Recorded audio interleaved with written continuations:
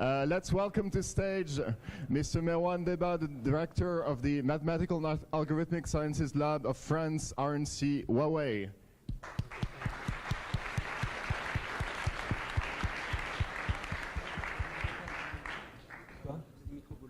Okay. Yeah. Thank you. Thank you first of all for attending today. I mean, in the morning. I think it's a big honor for me to be here. It's the first time we're actively sponsoring this event, and I think I'm very happy that I'll be the presenter to introduce you HUAWEI. So basically, I'm director of the Mathematical and Sciences Lab of HUAWEI, which are 100 people working in Paris on the mathematics of ICT in general. As far as mathematics is concerned, HUAWEI has two centers, one in Moscow for people who are coming from Russia in this competition, and the other is from Paris in terms of location.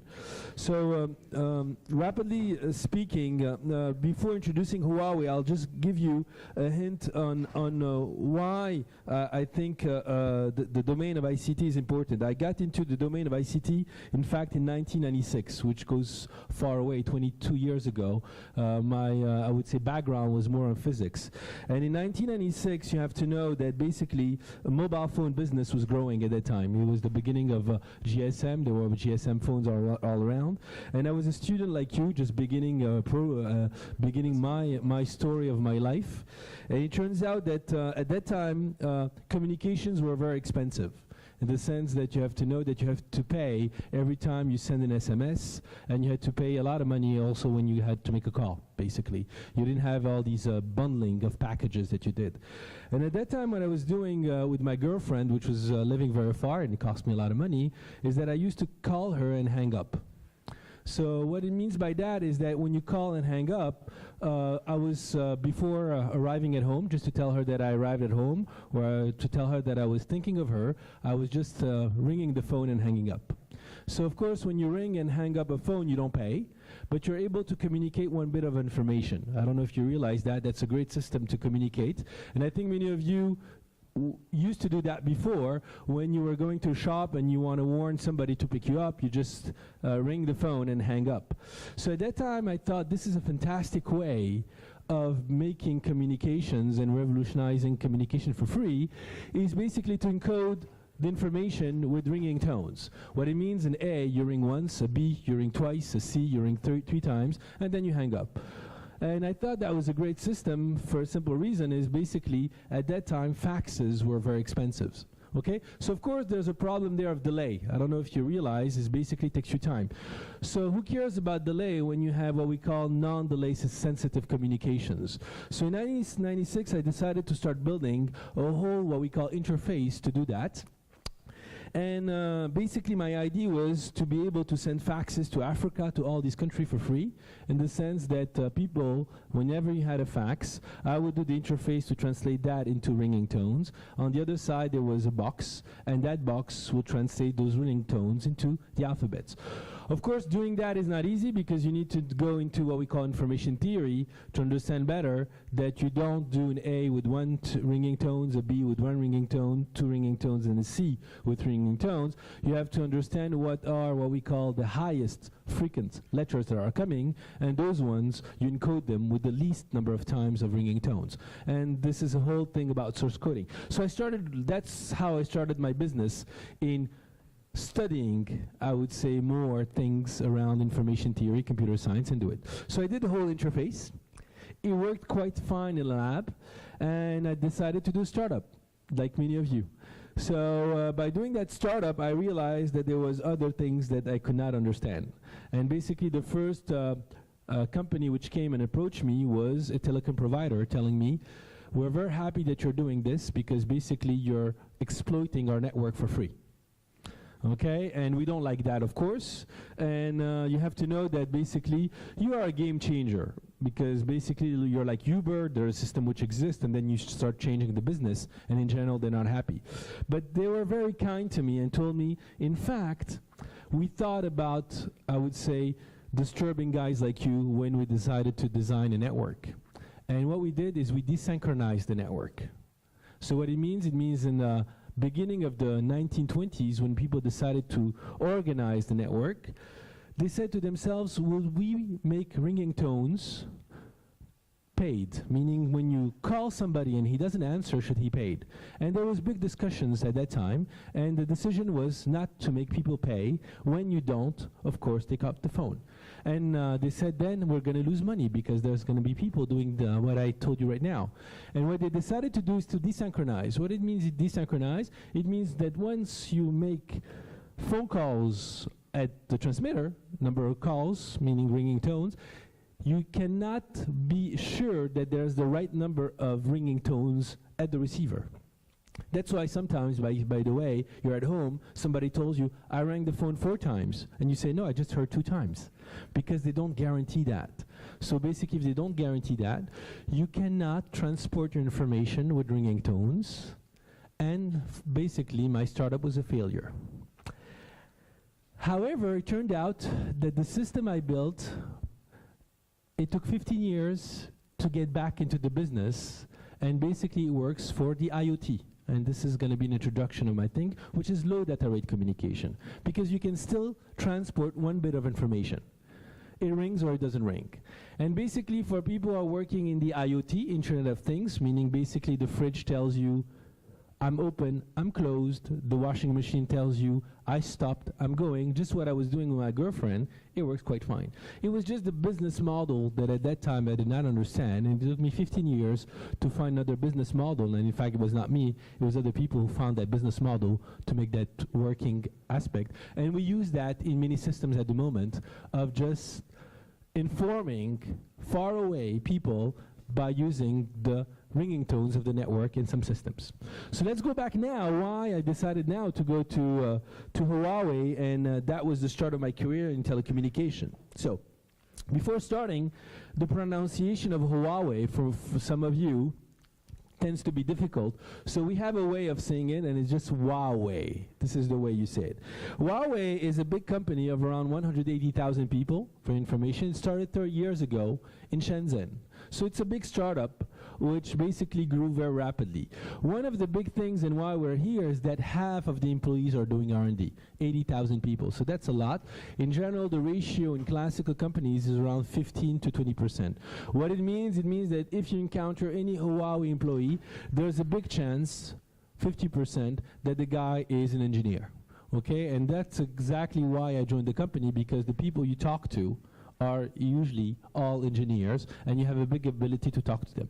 We're present in 170 countries. We have a lot of R&D labs, and we're present in 3 markets to go rapidly. One is in infrastructure. Infrastructure means base stations, fiber, cables. We give all the infrastructure for big operators that you know, Vodafone, Orange, Telefonica, all these companies, they have their network built by us, okay?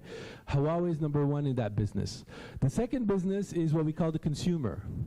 And I think this is where you know us. Consumer means terminals. Terminals are not only mobile phones. We do computers, we do screens, we do mobile phones, we do smartwatches, all these things. HUAWEI is number 2 in the world at the moment. Samsung is number 1, we're number 2, and then there's Apple. And the third one, which is also big of interest for you, is the cloud. Enterprise, and there also we have a big activity around everything which is around the cloud, and I'll talk about it afterwards. Okay, so let's go now a bit of history to understand the businesses that have been going through until right now where we are in the ICT business. As you know, at least there has been a lot of revolutions that we had in the past, going from the stream, what I call here, engine textile, and basically to the internal combustion engine railway, and then, as you know, everything which is around electricity, which came just after in around 1896, with also big companies being created with those technologies which emerged at that time.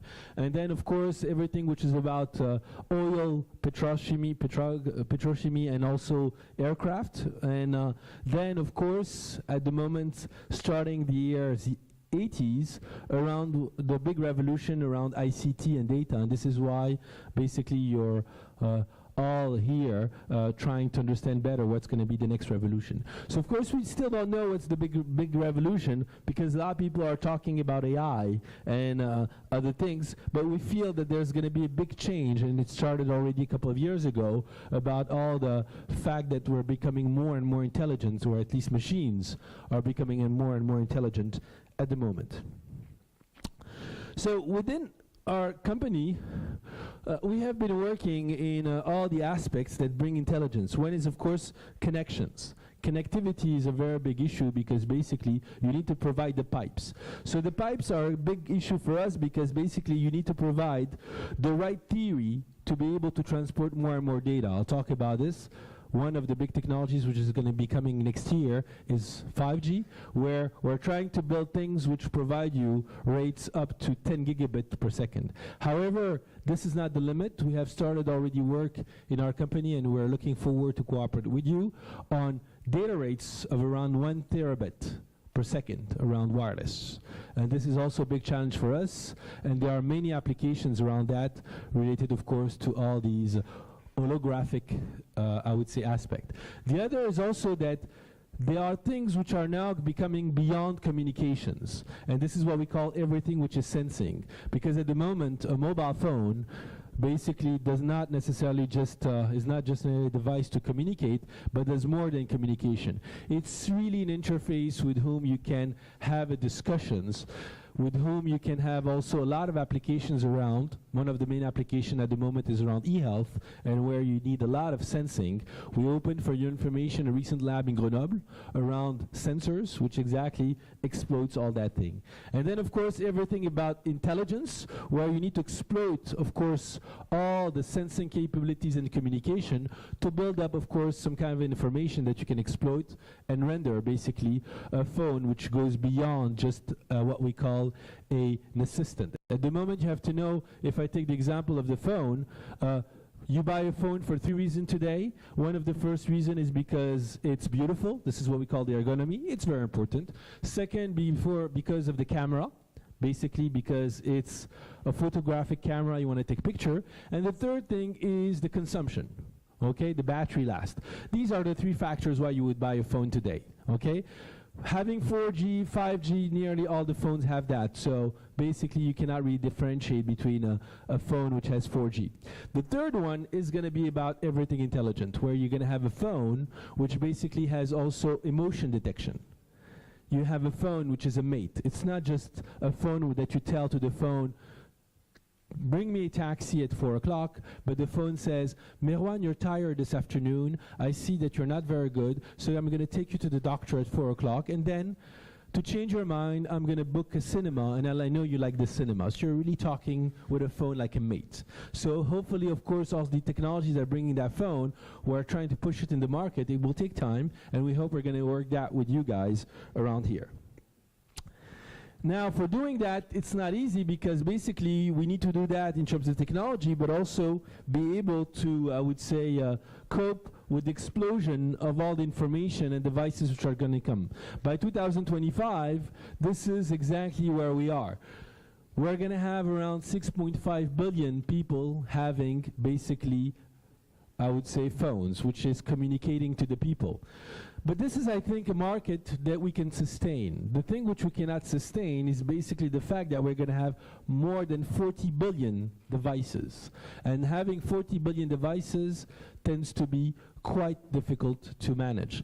The third one is how you build a network which can have 100 billion connections. And this is something also that we cannot, because the world is not about connecting people, but it's about connecting everything, going from devices, robots, drones, to whatever you can have in your mind. And this is, I think, one of the big challenges that we have. Of course, the market is there, okay, and I think all of you are going to have hopefully very successful careers in that market, because by 2025 you will all have hopefully very good positions in the ICT industry, and I hope you're going to have those positions at HUAWEI.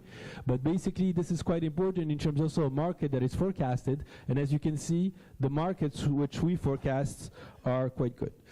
Of course, Huawei, when it started, the big issue for us was about connecting people. It turns out that we changed our slogan because, of course, that the connection is not the end point. There's much more to do rather than connecting people, is going from an end-to-end point where you have at the same time the device that you need to build, the connection that you need to build, and also the cloud and the platform on which you guys can program and build up some meaning of that data and render it in a great way. And our slogan since that has been bringing digital to every person, home, and organization, build a fully connected, intelligent world. Now, what are the game changers where you're going to be working in the next years? There are 4. One is 5G. The other is the cloud. The fourth one is IoT. The third one is IoT. And the fourth one is AI.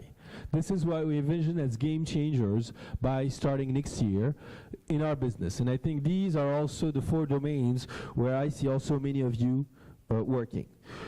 First of all, what is 5G? So 5G, for people who are not in the market, you have to know that the telecommunication industry has been going from G to G, and G means generation. It started with 2G, where 2G was basically a European, I would say, pushed standard, which was created in 1987, where people were starting to gather around the table and said to themselves, what do people need? And the question basically came up that people needed voice with mobility. Okay, and we created a standard in 1987. One of the standards which was successful was GSM. It's not the only. 2G is not GSM. You have other technologies in the US like IS-95 which fulfill the requirement of voice with mobility. It started in 1990 with a big progress. And in general, a lifetime of generation is 20 years for information. So starting 2010, we have in the world a lot of 2G networks which are starting to shut down. We cannot shut down all the 2G networks for many reasons. We can spend time in explaining that, but that gives you roughly the time. Same thing in 1993, 1994, people gathered around the table and said, what are we going to do? Well, after voice with mobility, we're going to do visiophony with mobility, meaning you see the person when you talk. And we developed what we call 3G. In 2000, we decided to deploy 3G. It was a big failure for 2 reasons. First, the phones we had in the market were not tailored to have visiophony, meaning the screen was not good. And second, we lost the issue, or at least the idea of privacy, meaning people do not like to be called without preparing their makeup before, because they want to be seen in a good manner. So it turned out that 3G, when in 2000 we deployed it, was not a good success. It took some time for people to change the business model and change 3G into having data. And this is what you know as 3G+, 3G++ with technologies like HSPA, HSDPA, and other things. And that was the big hit. And then the big hit really arrived when the smartphone came in. And basically there we had the capability of doing something on the internet. 3G networks were deployed in 2000. They are still going on, and by 2020, many 3G networks, for information, a lifetime of 20 years, will start shutting down. This is in general a lifetime. 4G started in 2004. I was within that community, and the idea was to have what we call a wireless ADSL experience outdoor with mobility, meaning you should have, as you have ADSL at home, the same thing, fully data-oriented, being able to walk anywhere and have like an ADSL experience at home. That was 4G. We started deploying 4G in 2010. It's continuing at the moment, you have to know, and it will continue until 2030. One thing that we forgot, by the way, because of the computer science people like you, is that when we deployed 4G, we were so focused about having data-oriented ADSL outside that we forgot voice, meaning that actually now when you have a 4G phone, voice is very bad. Why voice is very bad? Because voice is not seen as a technology, but seen as an application. So voice on a 4G network is like voice over IP, because it's an application. But it turns out that when we sold the first 4G phones, the quality of voice over IP on a 4G phone was worse than a 2G. People were complaining, so we decided that in every phone there's always going to be a 2G, 3G chip, and 4G chip, such as when you make a call, automatically it switches from 4G to 2G or 3G for a call, and you browse on internet on a 4G basically technology. Today, however, Huawei engineers have worked very intensively. We built up what we call a voice over LTE framework, which enables you to have this nice voice over IP scenario, and now you can have a fully 4G, I would say, a high definition voice on a 4G network. 2012, people started to say, we did everything. Why should we need another network? Well, we started talking to many industries, and we realized that people now wanted to have more than data rate. So we talked to the ecosystem, and three things emerged. The first thing which emerged was the fact that people needed more data rate than 4G, 10 gigabit per second, driven by virtual reality, augmented reality. Second thing that emerged basically is massive connectivity, IoT. People wanted to have more connections, not basically high data rate connection, but more Twitter-like. Clear for everybody? Just twits, but many twits, because we have robots, we have a lot of things around, we have objects, we have all the things that you can see around. Of course, it's a challenge because those twits needs to be sent by sensors. These sensors need to have a lifetime which is around 10 years when you put a sensor in a forest. And then we had to build something which could provide connectivity to 1 million objects per kilometer square. Clear for everybody? Third thing which can emerge is latency. The capability of having a fast reaction, basically, of your network. Whenever you ping your system, you should have the message very rapidly.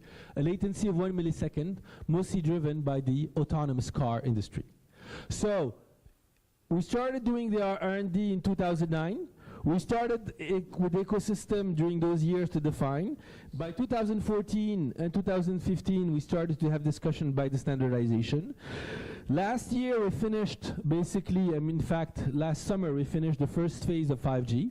Next year, you're going to have 5G phones already available on the market for countries which have decided to deploy 5G. And by 2020, you will have basically, in the majority of countries, which have, of course, started to deploy 5G, the capability to have a full 5G network, which provides you those three things.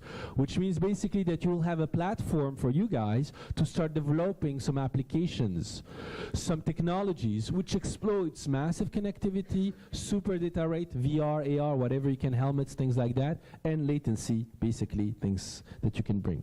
By the way, this is very important because this platform will enable you guys to do a lot of great things. Typically at the moment we're having a lot of discussion with the finance industry where they want to deploy their whole network for doing high frequency trading on 5G because you have a super high latency. And you can think of e-health applications where you can control a doctor, what he's doing from one country to the other, and you can go on top of that. Second thing, of course, is IoT, okay? And there, basically, as you see, there's a lot of industries which are now interested by the IoT, going from basically what I call smart logistics, Internet of Vehicles, enterprise EI services, and all these companies are interested by the capability of having. At the moment, today, there are three technologies which enables you to have connectivity with IoT. One is called Sigfox, the other is called LoRa, and the third one is called Narrowband IoT. And you have already now, at the moment, a lot of businesses using these things, especially positioning in IoT. The fact that you can localize precisely something, you can build up businesses and applications around that, and I hope also you guys are going to do that. For example, we're doing with China Mobile the capability of building what we call bicycles, renting bicycles with Narrowband IoT. At the moment, you have to know that in major countries, you don't need to park your bicycle in a very neat way. You just put your bicycle anywhere. You have an app. You can localize it where it is. This is done with Narrowband IoT. You go towards the bike. There's a code, or basically a code bar. You scan the code bar, and automatically, the bicycle is delocked. And then you can go with the bike and leave it anywhere because it's localized. This is one application which became very successful, but there are many applications that you can, with which you can play around. The other, of course, is basically the platform that you can build around those things. And the platform is quite important, basically because you need a cloud for that. In Huawei, we've been working on a lot of chips, and we have two kinds of chips. One is called the SN910, the other is called SN310. It's chips for AI, okay, with great capabilities. The SN310 does AI on the device, which was a big thing for us, and the other does it on the cloud. So at the moment, for you guys, in terms of developers, you have to do the capability to do what we call cloud AI and on-device AI. Why would you do on-device rather than cloud? Well, it depends on your use case. Okay, the first use case, basically, if you want to do, for example, something of photography, rendering, typically your phone or your picture better, well, if you don't have coverage, you cannot do it on the cloud, because basically you cannot connect. So basically, when you put your phone in the airplane into the airplane mode, then basically your phone does not become stupid. So you need to embed something on the phone directly, and you have to do on-device AI. On-device AI, of course, has some challenges in terms of consumption. In terms of data, you don't have that much data. This provides for you guys a lot of ideas in how you can build up algorithms to do distributed AI architecture. At the moment, the general ideas is that you don't do learning basically on the cloud, you do learning on your device. You have a model that emerges from your device. That model, you transfer it to your neighbor. Your neighbor, with his data, improves the model, and then you can jump like this from device to device by doing techniques like federated learning, transfer learning, all these techniques which can make distributed learning scheme which is capable of course, providing you exactly what you want. Same thing for privacy. Some people do not want to have their data out of the mobile phone. So basically, you need to do learning on the device with the few data and then improve it by doing these loops. And you have also some cases of latency. The car is one where you cannot take back all the information to the cloud and do it.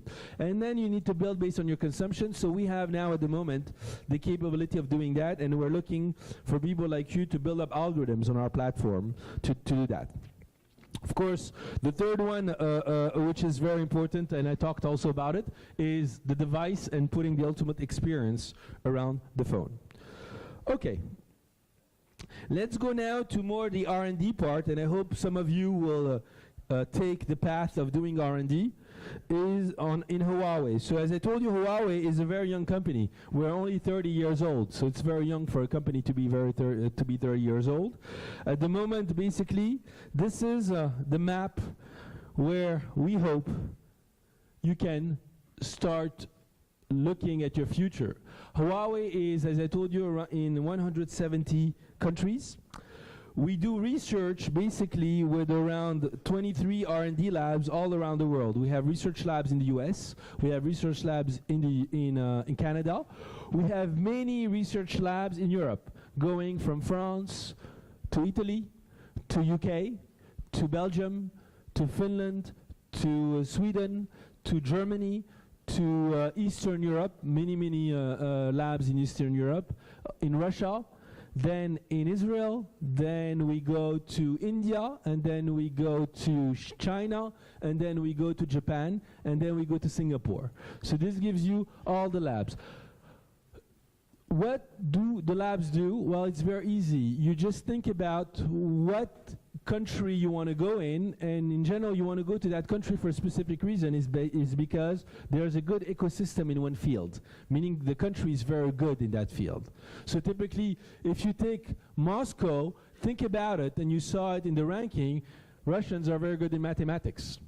It turns out that our lab in mathematics is there. Okay? And I can give you, for each country of the world, a sort of a mapping, basically, on the strength of that country, and you'll understand exactly where the scale. And in fact, it corresponds to why you would go to that country to fulfill your dreams. So basically, we have all these capabilities.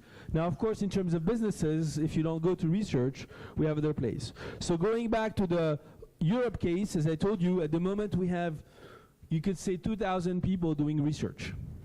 Okay, it's a lot. We are much more in Europe than that, because this is only the R&D part. As you can see, you have all those little dots corresponding to the different towns where we do research. And it goes from 5G and wireless to optical data communication, photonics, cybersecurity and privacy, quantum technology, semiconductor, thermal tech, AI, of course, RFIC, NFV SDN, this networking, cloud, aesthetics and user experience. And this is all the research that we're doing in Europe. I'm going to go in detail in a couple of slides on all those cases. So maybe I didn't make you understand what is ERI, but I don't have time. ERI means our European Research Institute, which gathers all those researchers. But you have here a couple of domains which tells you what we're doing in Europe at the moment. And as you can see, it can go from graphene. We even have chemistry stuff in HUAWEI, because we need to understand, of course, how to build materials, because we're building phones, to next generation processes and advanced manufacturing, to energy conversion, to mathematics and algorithms, which I think is very important for you here, going from codec, modem, modeling, optimization, cognitive computing, parallel computing, also audio video processing, and thermodynamics, and other stuff. More details if you want to go through. On the consumer part, which is basically the device, as you can see, many topics that you've heard around, going from interface recognition to AI, material, also power. You have to know that energy is a big stuff. Algorithms for energy optimization, energy reduction have become a big thing for us at the moment. We're struggling in terms of reducing the energy consumption. By the way, this is my personal point of view, is that unfortunately we're not working enough on the mathematics and algorithms of the new technologies. If you take blockchains, AI, all these technologies are taking I would say energy for granted. You have to know that today, the energy consumed by the blockchain, especially for mining bitcoins, the total energy used for mining bitcoins per day today is the equivalent of what Ireland is consuming per day.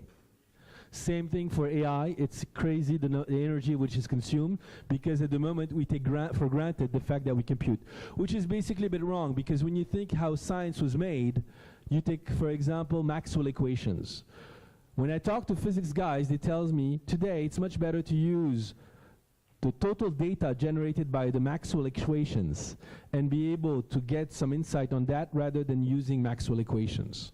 Okay? It's much better to use today the data generated by Newton equations than, of course, the Newton equations, which is basically a bit, when you think about it, crazy, because the whole work which has been done before the big data realm was about compression, because, of course, Newton equation compress the data. I'll give you just an example right now very rapidly. Imagine that one day, which obviously would work, but obviously has some I would say, some caveats. Take the fact that one day your boss tells you, you're in the army, and tells you to shoot at a given distance. So for shooting, it's a big issue because you have two ways for shooting. Basically, you need to find the angle to which you can shoot, and of course the strength at a given distance. So you have two ways of doing it. The first thing is that you have access to Newton's equations. Okay? And there, if you have access to them, it's great. But then you need to find a great scientist who finds the comprehension of the way the cinematics are done. And basically you can find the mapping between angle and distance, and you can shoot with a given angle with the speed that you need. The other way that you could do, and this is what we're doing in our community at the moment, but basically you see there is something wrong, is to shoot like hell. This is called training. You shoot many times, and you put in a big database the angle versus the distance. And next time somebody comes to you and tells you, Mirwan, shoot at 100 meter, well, you say, no problem, I'll look at my database and see if I have the distance 100 meter to find the angle. Clear for everybody? This is called data mining. It's not new.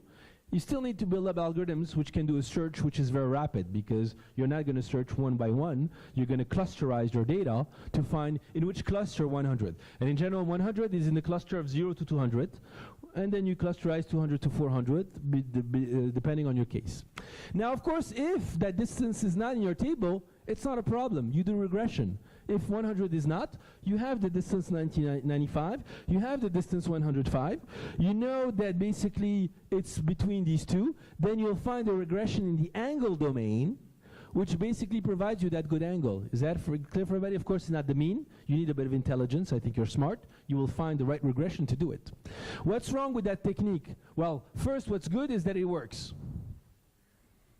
So you can take off Newton's equations, okay? Because you have here a way to do it very fast. Second, what's wrong about that? Well, the wrong thing about that is that you need to rerun your algorithm of training for each new conditions, meaning when there's wind, Well, you need to redo the training when there's wind, because what you learned when there was no wind is not useful anymore. Clear for everybody? Then, and this is one of the problems you have, guys, is basically the tuning. You don't know what's the input and output parameters. This is the whole work about a data scientist, is a trial and error. You don't know that there's a mapping between distance and angle. Is that clear for everybody? Why should there be one-to-one mapping? In fact, there's not. Because if you shoot on the moon, gravity is different, everything is boiled down. So you have a hard time understanding, without knowing the theory, what's going to be used. This is a big problem for us at the moment. So it works, but basically we don't know why it works, how we can make it work, and how to tune the parameters. And a lot of you guys spend their time doing that. We want you to be able to learn more and understand better and be able to find how to do these things in a better manner. This is a big struggle for us, because we cannot sell our products today by telling people it works, but I cannot guarantee you the day you go to Mars it will work. This is not feasible. If you sell a rocket, it has to work, and you have to prove when it works and why it works and what are the limitations and why it works for that. By the way, this is exactly what you have when you go doing data science.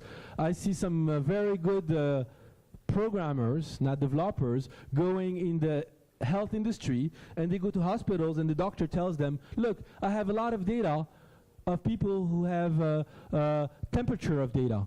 Find me those who have a cancer. No, it's obvious. With just temperature, I cannot find a cancer. I mean, you can spend all your time as a data scientist implementing TensorFlow, whatever you want, it will not work. There's a notion behind of, okay, maybe I need blood pressure. But if you start doing that, you start doing trial and error, because you ask blood pressure, it doesn't work. Then you ask, okay, not only blood pressure, I'll also need some history about that guy, and you start age, and then you try every time, and you can spend a lot of time. It cannot work like that. We need a more constructive manner on how things are doing. However, the industry will still do it because it works. Power, sensors, security, audio, design, AR, VR, and sound, display, touch panel, camera, and as you can see, there's a lot of domains which are of high interest in our company. Same thing I told you before in terms of next generation networks.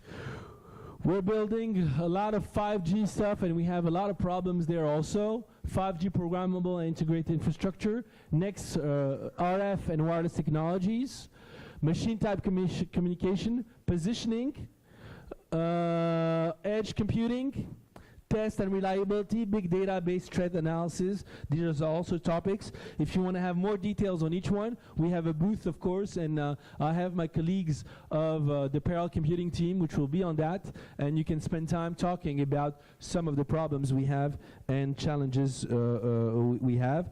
Same thing for next generation networks. In terms of optical networks, next generation data communication, just looking at the time that we're not too late. Quantum communication, metro network, data center optical, network brain. You have to know that the optical, it seems that many of you don't know that domain, but it's becoming a big thing for all of us because it's a nonlinear domain. And you have to know that doing transmissions in nonlinear medium is something that we never understood. Maybe some of you were at not high school, I don't know, at the first year of university, whenever you do this, what we call pendule, which is this thing which moves like this, and you need to understand that how it works. In general, you do linearization at first degree. Sinus theta is nearly equal to theta. And then basically you build up your system.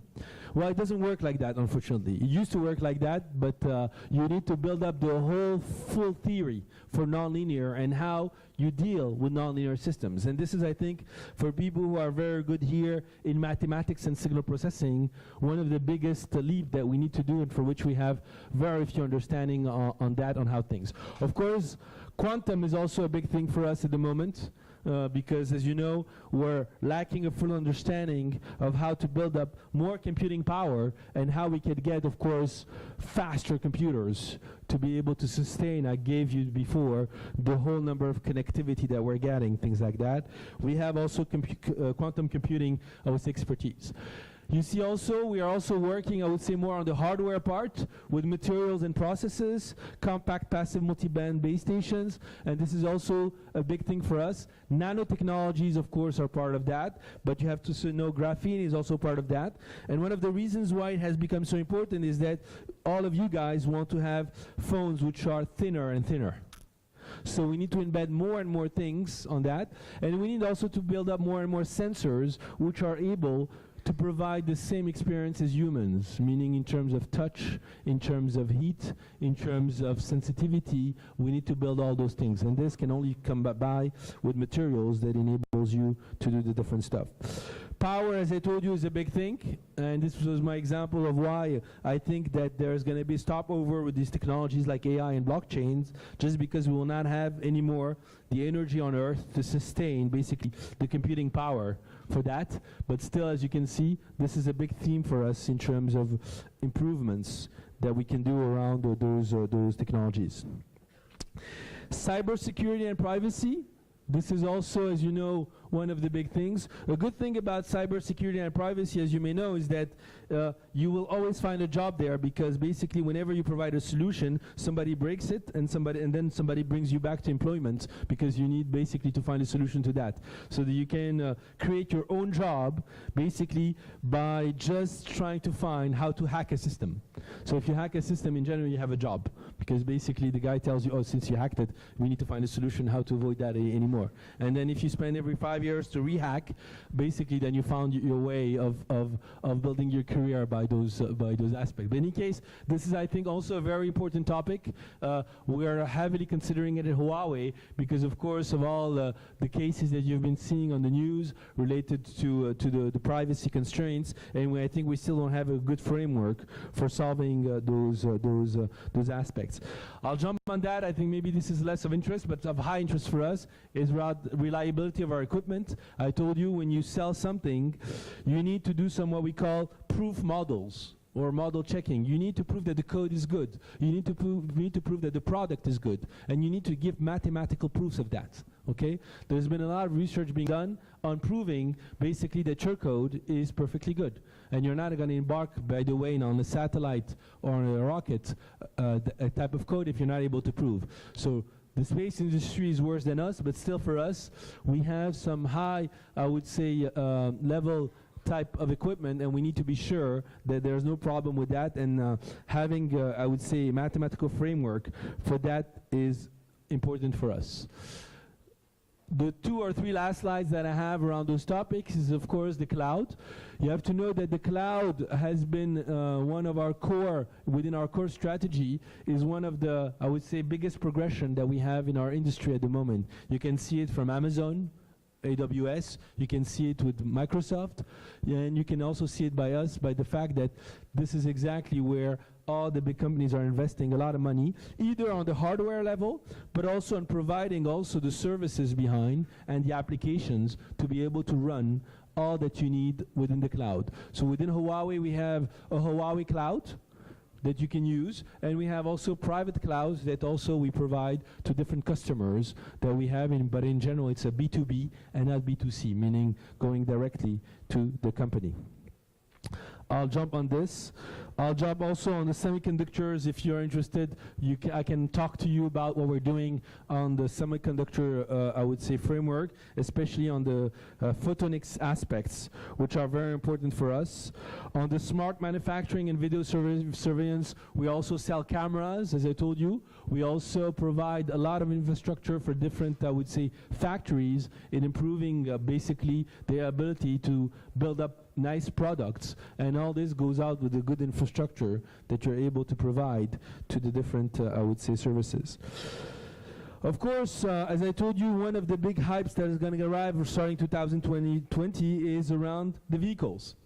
And building also something around what we call the Internet of Vehicles. Vehicles can be, of course, the classical car, but it can be also the UAVs, drones. You have to know that there's already projects of flying taxis in many cities in the world. Dubai is projecting to have these airport city, basically very easy transport, using by 2022 basically some flying vehicles for doing that. Even in Paris, between Charles de Gaulle and La Défense, by 2025 Airbus is doing that. We're going to have also also these flying vehicles between Charles de Gaulle and La Défense. Of course, it's one side, meaning that, or let's say one link, you're not moving, you're not having all the things, so it's much easier to control, basically, but in the future, there's going to be much more movement in the sky, and for us, building the whole internet of that, how things are going to communicate is very important for us around that, and I think 5G is, of course, a good way. We're having also a roadshow, if you're interested, where we display basically mostly the use cases of 5G, because for you, if we bring you the infrastructure, you will not see it, but we have a lot of cases doing that. Okay, 2 last slides, and then I can start answering your questions. The first one is, of course, that these, I think, are the 3 things or 3 messages I would like to push for you. The first one, of course, is to embrace the world.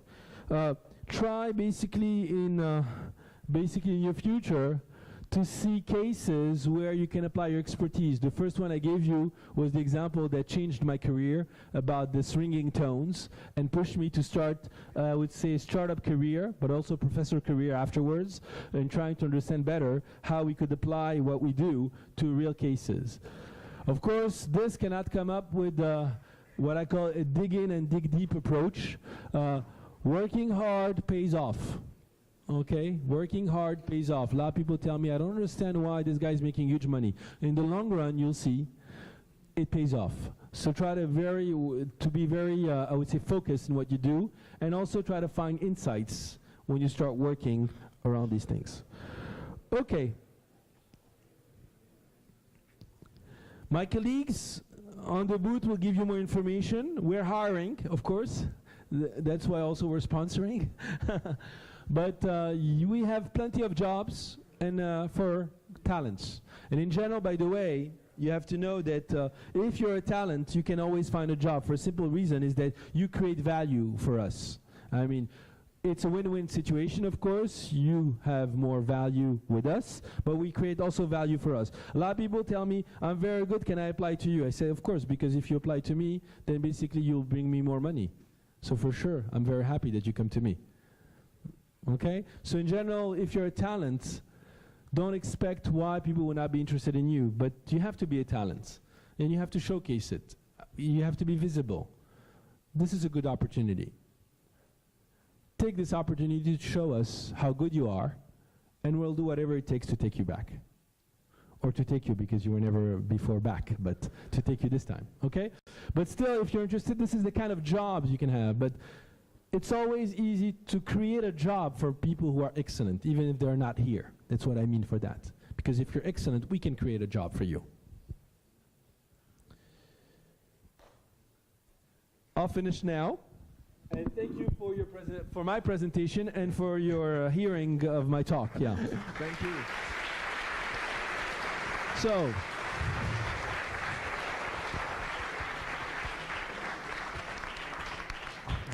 thank you, Merwan. Do we have questions? So are there questions? And what we did is to push you to ask questions. We decided to give gifts per question. So if you ask me a question, you have a gift. Yes. Yes.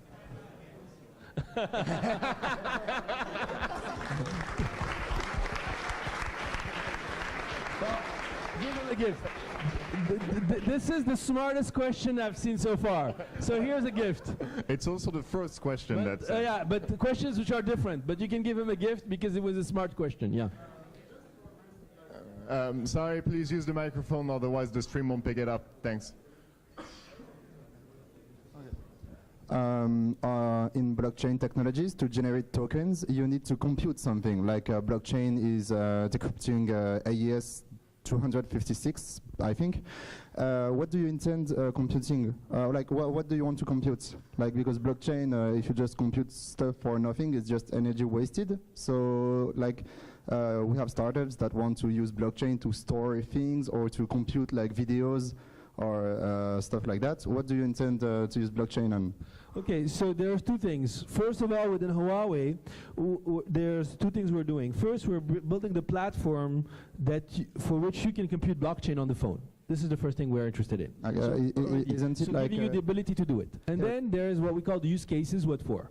Okay? So first of all, one of our big businesses is to offer the platform for people to do it. Okay? Which is already not easy because we would like that blockchain, I would say, becomes some kind of commodity where everybody can do it for computing. Now, the businesses, we are starting to try to see what we can do out of it. It's not our domain because we're trying to help people to do it. We're trying to help banks, lawyers, stuff like that, to certify stuff. And for doing that, they're using blockchains. Blockchain to certify documents. They're sure that exactly it's this guy who signed it, and within the blockchain there's no, I would say, question about it. Banks are also interested by that. So the moment we're doing is building the platform, helping our customers basically to go in that transition. Okay? But at the moment, what you can ask me is how I can make money. This is still open because it's just started. Yeah. But good question. Now we can give him a gift. All right, more questions. I see one here. Incredible. When you give money, people ask questions. Thank you.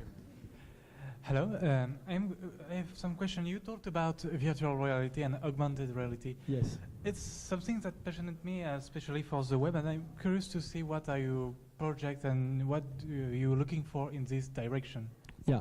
So in augmented reality, virtual reality, there's one business which is clear, which is the gaming industry. Okay? This is classic. The other, which is of more interest for us, I mean, this is of interest for us, I didn't say, but let's say it's classical and it's evident that you can do a lot of things with all the gaming industry, okay? The other is what we call the, how you would say in English? In French we say le travail augmenté, but augmented work, let's say, where people have these helmets in companies and being able to do some stuff, and there's a remote information telling you, push that button. So for example, when you go to EDF, which is an electrical company, now the big hassle of these companies is because it's quite difficult for a worker to know what he needs to touch. Basically they go. The other thing is also to have all the thing registered about what he did all the time, okay, to be able then to improve his work with experience. The first time he goes there, there's all these cables he needs to touch. For us, it's also a way of certifying that the work has been done. So all these augmented work, what we call augmented work, is going to be a big changes for all of you, by the way, because for many people who are working in the factory, they will have helmets in the future. And now how these people can cope with that is a big issue that we're asking ourselves. Yeah. All right. Okay. Hello, I was wondering in which locations in Europe can we apply to work for HUAWEI? Can we apply for? In which location in Europe is the company active? Where can we apply for an internship or a job? Oh, okay. So as I told you, we're active many places in Europe. I said them before, but now you're going to have the full map of ERI. Okay, here, these are all the places where we're active, and we're still thinking of other places. Dublin, Cambridge, Leuven, Paris, Milano, Nice, Munich, Nuremberg. There is also Lund, Gothenburg, Stockholm, Tampere, Helsinki, St. Petersburg, Moscow, Kiev, and Minsk at the moment. And also, if you put Israel in Europe, that's Tel Aviv. Okay, these are all R&D. If you want just to apply for an internship, of course, we're located in all the countries. Okay, just for internship. This is if you want to do some research and development within our company. Okay, however, in INSEAD, I think we have a limited number of gifts, which is good. So I don't know how much, but yeah, you can give for the first ones things. I think we have a limited number of gifts. I think 10 or 12, no? How many? 10. Okay. Okay, this and this, yeah, this one, yeah. Okay, so you talked about, well, that we'll have lots of phones and lots of data in the future, and you said that you wanted to bring machine learning to your devices. Yes. But what about going the other approach? The approach of making data transfer faster, creating new ways to get all this data to a certain cloud and doing it all still in the cloud. Yeah, so when you can do it, this is the option we take. If we can do it. The only problem is, I told you there's 3 things why we're limited. The first one is basically the fact that people are careful about privacy. There's still a knowledge of saying, oh, I don't want my data to get out of my phone.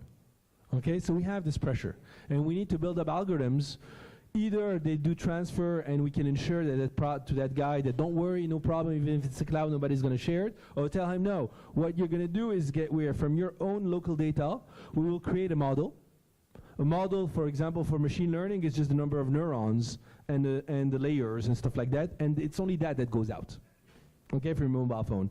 And then improves, of course, the algorithm. This is the first thing. The second is latency. We are limited by the speed of light. So whatever we can do, the packet goes. So there are some cases.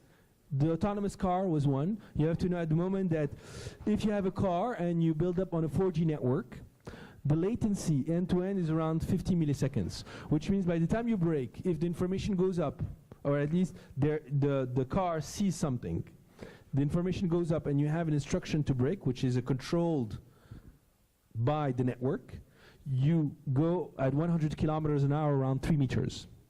If you have 1 millisecond delay, you're around 2 to 3 centimeters, okay, at 100 kilometers. So we have this problem of delay. So this is the second. And the third one, which is the most crucial, is that you don't have coverage everywhere. So I give you this example that we had is that when we use our camera at the moment, we have a very good camera, by the way, on our phone. When you take a picture, we used to do it on the cloud, meaning all the different features, and you can see it. Whenever you take a picture, you have this focus, which adapts. This goes on the cloud because the picture is treated on the cloud, and it tells to the phone what are the instructions. However, if you go in the mountains, sometimes you don't have coverage. We're stuck. So of course, one way to do it is to improve coverage, to be sure that you have 100, but we cannot do it. I mean, it's not our work, it's the work of the operators, the latency and privacy.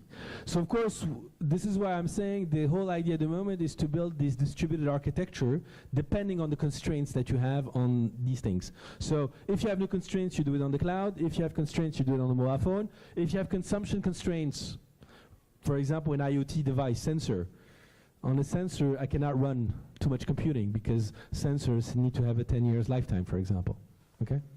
But yeah, you're right. It's something that you can build, but there will still be a bit of things on the edge, what we call on the edge. Here, it's not even not on the edge, it's on the device because there's a cloud. The edge is in general your box, you know, your box at home, stuff like that. And the on-device is exactly what you have on your phone, okay? Thank you. And which, by the way, for people who are interested in that, poses problems of building chips with the neural processing units which have low complexity, for example, binary neural networks, because if you don't have too many possibilities, you need to build up things on a binary way, and this is a very open topic. So I think it was there, yeah. So yeah. You started working on 5G in 2009. Have you started working on 6G so that by 2030 maybe there's going to be a new consumer innovation? Very good questions. Yes, but I cannot disclose because if there are our competitors. But yeah, you're right. It's exactly the right time to start building 6G. Just like we did in 2009, now we are nearly in 2019. So we need to launch programs, and that's what we have done internally, exactly, to start building what is going to be 6G. I cannot tell you, unfortunately, what is 6G about. I think I told to this guy before. Okay, this guy and then the other guy.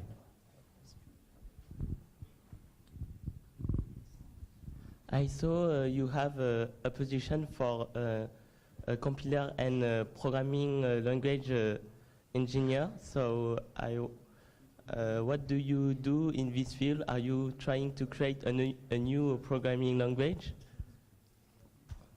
So your question is, are we building a new programming language at HUAWEI?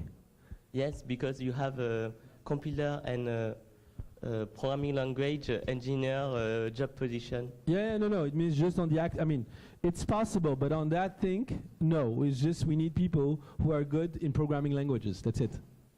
Okay, so it's not a new one. Okay, so what is the difference with other software engineer job? Why we decided to call it compiler? Because you're very close to how the instructions are made, because we also do the hardware. You understand? It's not just at the software. You need also to know the hardware behind. And I told you, for example, for this binary neural network from which we've been working these last months, you need to know basically the logics, the gates, stuff like that, really below, because otherwise you cannot just optimize things at the software. You need understanding more on the hardware. Okay. Yeah. Okay?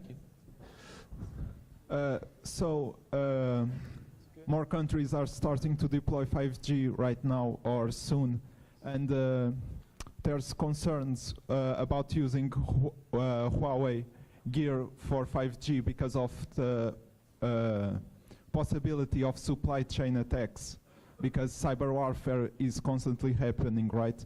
What do you think about these concerns? Do you think they are valid? Do you downplay them? Yeah, so first of all, maybe I didn't say is 5G is a global initiative, meaning that it's not just Huawei. In general, when you build a generation like that, you have a standardization which takes 2 to 3 years, where all the companies gather on a table for many reasons. They gather, first of all, to define how the different things are going to be constructed. Why I'm saying this? Because if we build the base stations, we need to know how to talk to an Apple phone. So this is why you need standardization. So we need to standardize the way we talk, the languages, all these interfaces, things like that. So it's a global effect. And this basically took time to agree on, taking into account all the points you say. Okay? So of course, you can never be 100% sure when you talk about cybersecurity, stuff like that, because it's the day you start deploying that maybe a smart guy coming from here will start hacking the system and we forgot something. But obviously until now we built up the things in a very secure way, such as we could proof check all the points. But yeah, they can, you know, hackers have been able to do many sophisticated stuff. You'll never able. But however, what I can tell you today is that there's no reason why you would have more risk in 5G than 4G. Okay. Hello. You mentioned graphene in your talk. Yes. How long from now do you think we're going to see graphene batteries in our phones? Good questions. Just like quantum stuff. My personal feeling that I don't know now the company at all the levels what they think, but I think around 2025 to 2030 is, I would say, the timeline. 2025 to 2030. Okay, last question. Last question. Okay. There's one that's here. So maybe a question without a gift for you. Okay. Yeah. Yeah. You spoke about quantum computing, and I wonder what's the state of quantum computing of your company, and how do you plan to solve the problem of error detection and error correction in quantum systems, which actually is really hard. So I cannot give more details on how we're going to solve it. However, like I'm saying is that it's a big thing in our company, and we have labs in Germany working on this at the moment. On this, so there's two things. There's quantum communications for everybody and quantum computing. On the quantum computing, there's two things. Either you work out on the quantum part, or you build up what we call quantum algorithms. Because the way you create, for example, a quantum FFT. An FFT that you do in the classical domain is not done in the same domain in the quantum domain. Okay? So there's two ways of doing it, is of course working on the quantum aspects, but we're also working a lot on the algorithmic aspects. Okay? To do quantum error correction codes, but from an algorithmic point of view. Okay? Which basically is a bit weird because it's not the classical logic of binary, 0 and 1. So doing a quantum FFT without considering the classical binary stuff is a bit difficult. Yeah. All right, I'm told you've exhausted. So maybe he had a question, but and I'll finish by that. It will be a free question because I'm afraid the supply for gifts is exhausted. Yeah. Okay, I'm more care about like the environment, the vibe of working in, let's say, in the Huawei. Like, would you describe the environment? It's more in a relaxed, how says this, more relaxed vibe, or it's really formal, like big corporate? Everything is super formal. You're wearing suit everywhere.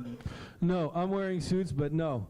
The majority of my lab wear baskets, jeans, stuff like that. So in terms, you mean of wearing style? No, you can wear what you wear today. I mean, like the vibe in general. Would you say it's? Would you describe the environment of working there? It's more relaxed, or it's like big cooperating, very tense? Everything is tense. So let's say the following is that to bring talents in our company, you need also to adapt to the way people are working. So basically, it's a mixture. You have some people who are more strict and people who are more relaxed. If you ask me, do we have what do you mean bowling in our office? If we have I don't know table tennis, not exactly in our office, but if you go down, yes, in the building there is table office, there is table tennis, stuff like that. Yeah. So in terms of work, I would say that you have the two kinds of people. Yeah.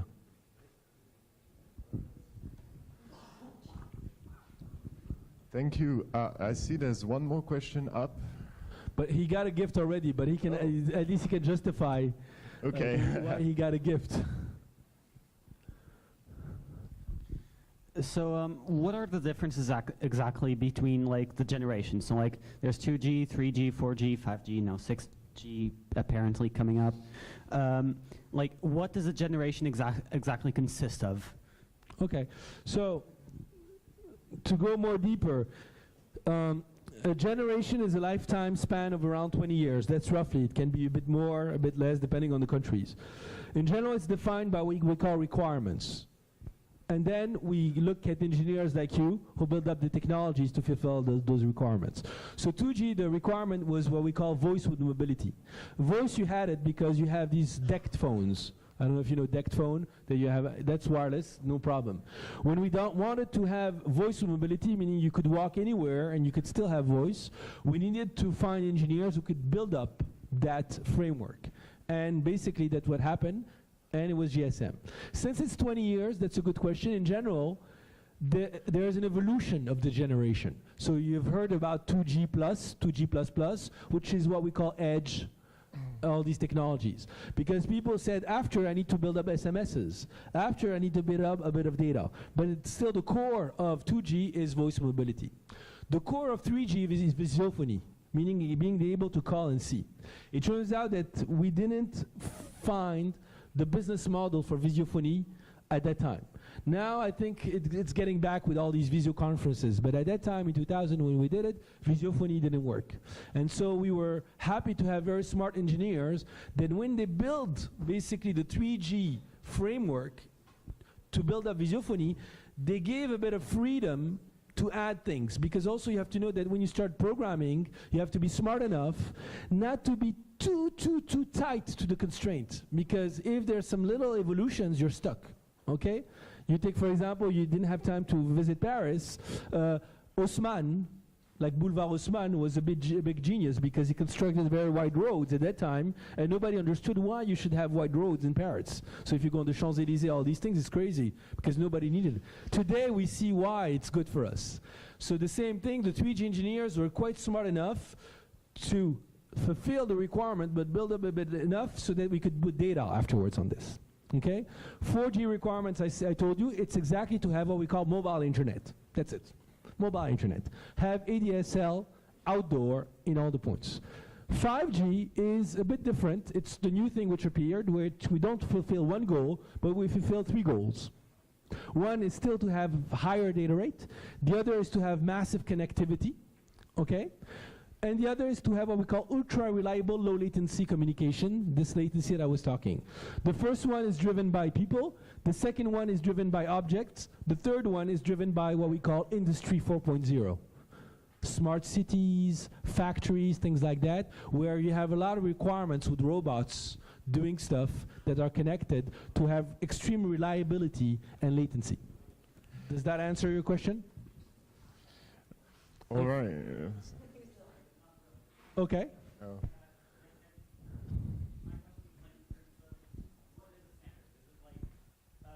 What is generation? Is it like the standard for communication, the standard for hardware? Is it like a specification for what the phones need to have, and so on? Yeah.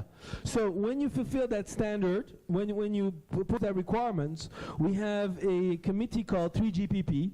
Don't ask me why it's 3GPP, it's just because it started with 3G, which gathers nearly every month, and then defines all the aspects that you're telling about. The cloud, the communication, things like that to fulfill the risk requirement. If it's only the communication that is needed, then we'll stop there. If it's the end-to-end, because you need to know where the servers are positioned, where the core of the network is. If there's SDN and FV slicing, they are in this committee, different, I would say, groups, RAN 1, RAN 2, RAN 3. These are the, I would say, a bit strange names that we use. That people gather and they focus just on the physical layer.